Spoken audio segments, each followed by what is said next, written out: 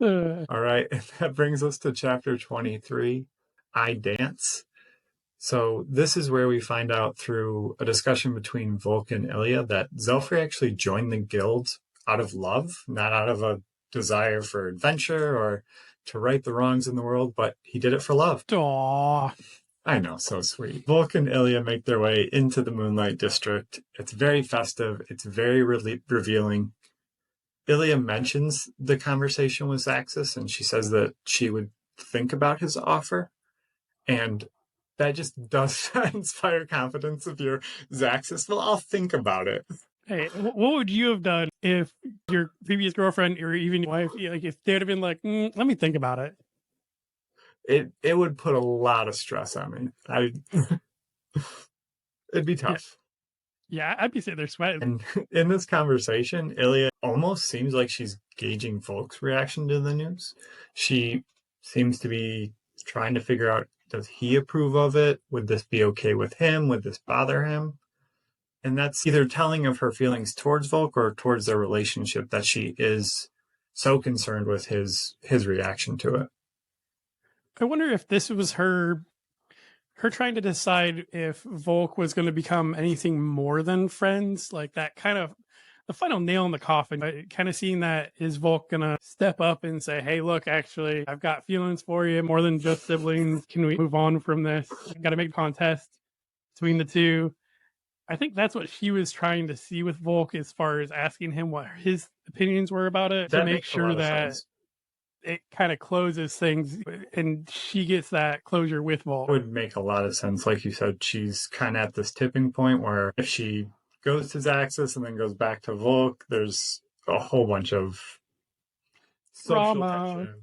Yes, drama. The other part of this whole conversation that I just found extremely funny is Nicklin actually calls Zaxxas high maintenance, which fits really well and is just funny to think about. Yes, the truth comes out. They kind of close up the conversation, but Illia's again leaning towards Zaxxas and says that she does want to dress fancy for him. It's not really her usual style, but she's trying to find a good fit, and that's why she wanted to come to the Moonlight District, is because they would have something a little more festive to use. So while she's getting her dress tailored and fit and picking out everything, Volke actually goes awkwardly walking around the district.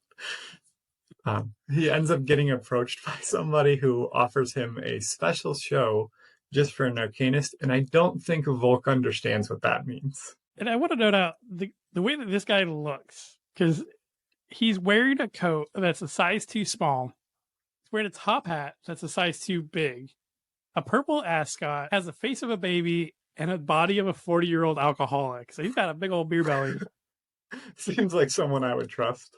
Right. Like, I feel like this is like Pinocchio all over again. Yes. And I think Volke just has this confidence with Luthair of, oh, I can handle anything. Like, so what if this does end up being a bad dude? We'll just merge and I'll break out my sword and we'll be good to go. So I think he has that little extra confidence that he probably shouldn't have.